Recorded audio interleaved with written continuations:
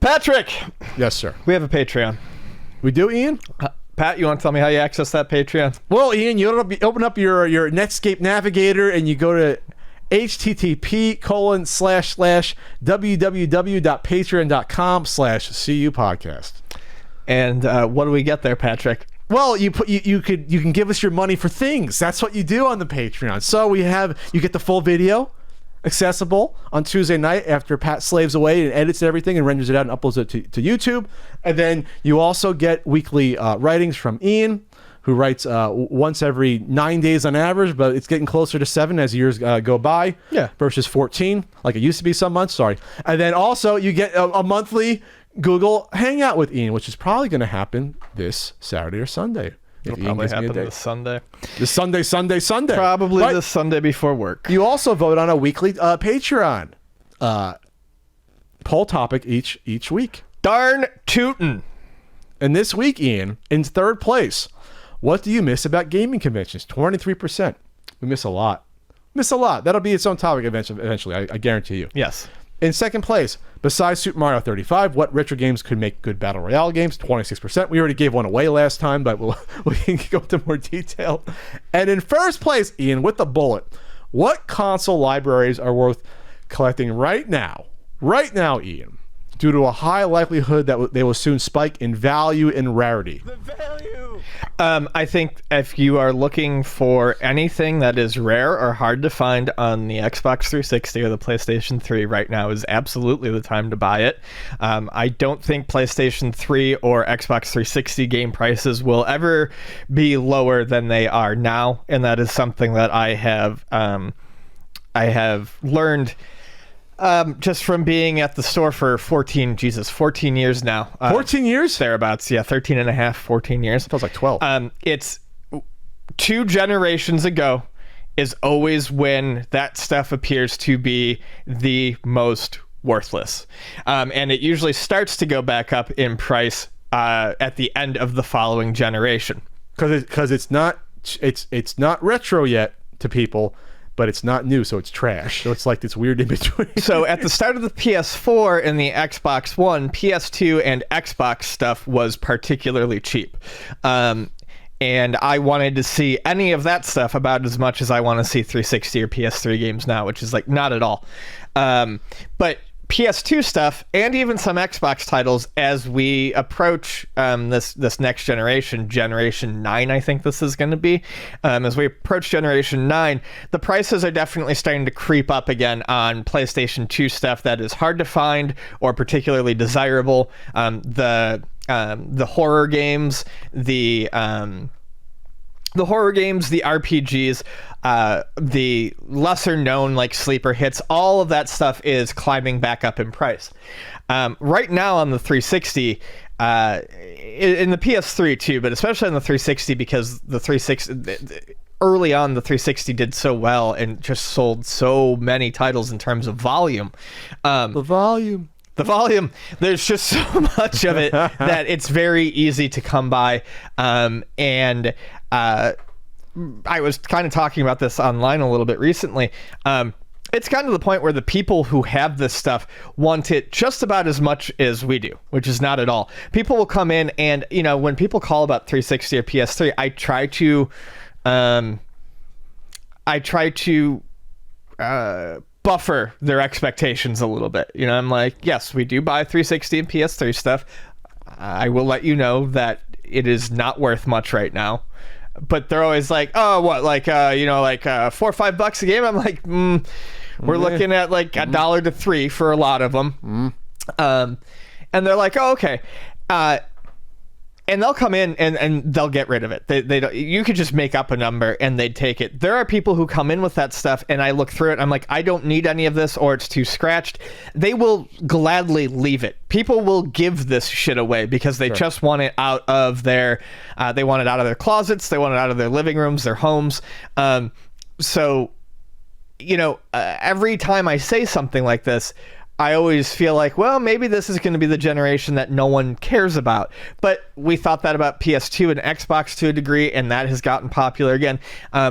despite the fact that right now no one wants to look at Xbox 360 games, there are going to be some that are going to be desirable later on, and those are the ones that you want to get right now. Get the shooters, get the smaller, lesser-known titles. Get your Death Smiles, get your Raiden 4, get that sort of stuff right now while it's inexpensive. Well, as far as what's like popular right now, stuff that you don't want to pass up on if you see a good deal on it, GameCube. GameCube right now is insanely popular, and the prices have shot up because of COVID.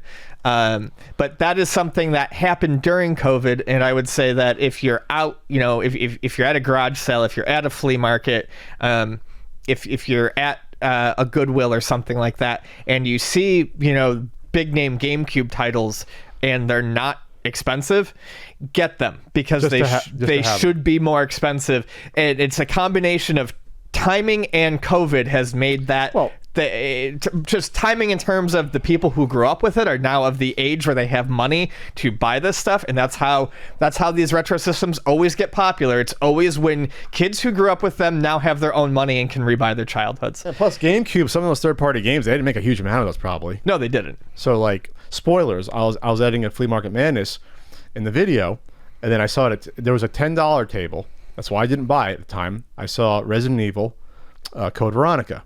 Over there, I didn't buy it. Even at $10, it's a pretty good price. Even then, but yeah. Well, back then I think it was like $30, according to price, something like that. I didn't buy it though. I looked it up, and it was $100 buy it now for that game on eBay. I was like, what the fuck? Like, I couldn't believe that. I also didn't buy it back then because I had a PS2, and I didn't want to buy the same game on another console I was never going to play. But that showed me that, okay, there's something going on here, because why would you go for that game unless you're trying to collect like a set, I guess, because that game was available elsewhere or close to a set. So I looked up, I'm on price charting. Price charting has a cool feature where you can like get the average across all the game library. So 360, Ian, this goes back to 2008. In 2008, a 360 game average 23 and change. Now it's at almost its lowest point. It went up a little bit the past year since COVID, everything, but it was at $8 before COVID. Now it's at $9, but still that's really cheap for an average. The average across all 360 games, $9. Yeah, that's the average. Yeah, I would say $7.99 is like the.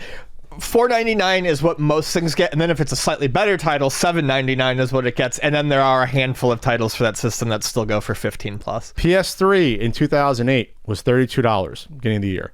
Now it's at almost its lowest point. Again, it went up slightly since COVID, but not really. The average now is $11 for a PS3 game. That's the average. GameCube, that's a little bit different. GameCube in 2018, the average game was $12. The lowest point for that was $6 in 2010. Wow. So that's during the Wii era, which is surprising because you can still play them on the Wii. I'm surprised it was that low. It never matters. Like, that's always nice. That's important to people who already have money invested in the games. It's not so important to people who are. It doesn't necessarily mean they're going to go find them. They don't want to leave that stuff behind.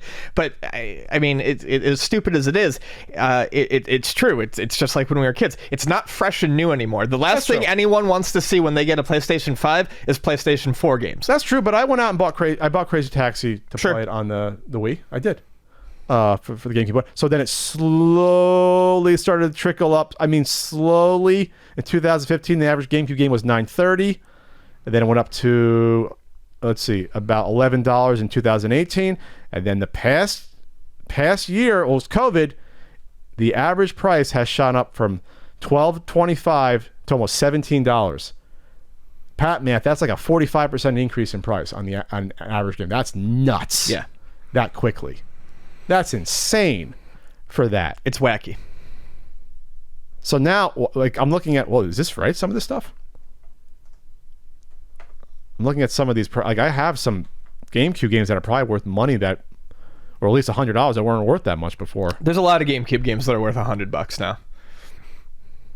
Wow, I gotta go through my GameCube games. It was funny. I looked through it to make sure I didn't have that Resident Evil when I saw it on my Flea Market Madness footage. I was like, oh, I don't have that one. But even like what F-Zero is like $60. Mm-hmm.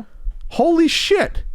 Anytime you want to know what the prices for games are, Pat, you can just give me a call down at your friendly local Luna Video. Oh, I used to love that. I used to do that. Two locations. Used to do that on Sunday. I used to do that on Sunday. You'd love it when I was at 9 a.m. Hey, I found this. You want this? Shut up, Pat. I'm going back to bed. Yeah. So it's interesting how GameCube has done that. Does it change things just a little bit? That 360 games and PS3 are the first games that require a server for some of those games to be active in order to play them. So will that affect these prices not going up as much because of that, or will collectors not care? Or will you even have some collectors versus people that might want to play the 360 game on the new Xbox if it's backwards compatible? Yeah, I don't think it. I mean, going back to what I said about backwards compatibility, we do see a spike per title when things are added. Spike on the Vectrex? Yeah. When things are added, when Modern Warfare 2 was added to Xbox One a year or two ago, we saw a brief spike in interest in the 360 version of that copy. Because if you can buy it used, you're getting it cheaper than the download price on the store. The server thing will be interesting to see. Also, this relates not so much to a server being necessary for the games, but what games are we going to go back to and go, oh wow, that was really broken at launch when you're no longer when if the servers go down, you no longer have access to the patches. Now, honestly, it seemed with the 360, with the Xbox One or the Xbox Series X, it's not going to be a huge deal. Microsoft has those. Obviously, the games that are backwards compatible are going to be able to download those patches. But if you're just playing it on a 360 without any connection to the hard drive, yeah, you're not going to have a lot of very critical day one patches available. And I think we're going to, as time goes on, see a lot of these games like, okay, you have it. And this is, I understand people who like physical copies of games. I get it. But we are at a point where most games are not being released in a state where your physical copy is going to be playable, or it's going to be very, very different from the final version that you are playing. We already basically, people always say, well, they want to own their game. Well, you already don't really own the game, because it's the version you own is going to be very different than what the patched version is. So yeah, that could be interesting to see as this plays out. But I think that's going to become more of an issue with PlayStation 4 and Xbox One. It certainly was an issue with the 360 and the PS3, but not as big of an issue. I wonder if the GameCube, because it didn't happen as much on the Super Nintendo, but it did a little bit. The library is just small enough that you can get the whole set, like 64. There's about 400 North American games, something like that. You can get the full set. I know people who have gone for a full GameCube. It's not that uncommon. So that'll be the last one you can do that, because no one's fucking doing that for a Wii besides a couple of insane people. But for the GameCube, you can do that. Because I looked up a couple of games like the combo. The Zelda combo Metroid is going for like $600. It's like, holy shit. Didn't Grimsey get a full fucking Wii collection? It seems like something he would do. That's insane. That would take you years to do that. I think he did. I'm not kidding. I think he has a full Wii collection. Right now? I think he had it and then sold it, but I'm fairly... The amount of time, that's like the time to get an NES one, the Wii has so much shovelware shit that you'd have to sit there forever and just click on buying this shit or wait for some of these titles to come up, that I can't imagine wanting to do that. Yeah, Scott's a wacky boy. Is he doing okay? He's on the floor, I think, now. Yeah, I haven't talked to him in probably about a year, but he was good last time I talked to him. Well, we missed my Comic-Con this year. I always like to see that guy. I would commiserate on Buffalo-ness.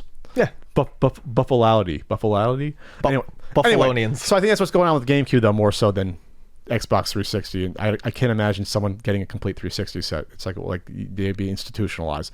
But at least for Nintendo, it kind of still makes sense for a library that's small, and there's... Well, before this past couple of years, you could probably do it for pretty cheap besides those few hard to find like promo and combo games, I guess. I don't remember last time I saw that combo one. I just brought up the Metroid Zelda one. I might have seen that once or twice in my life, so I don't even know where that was sold.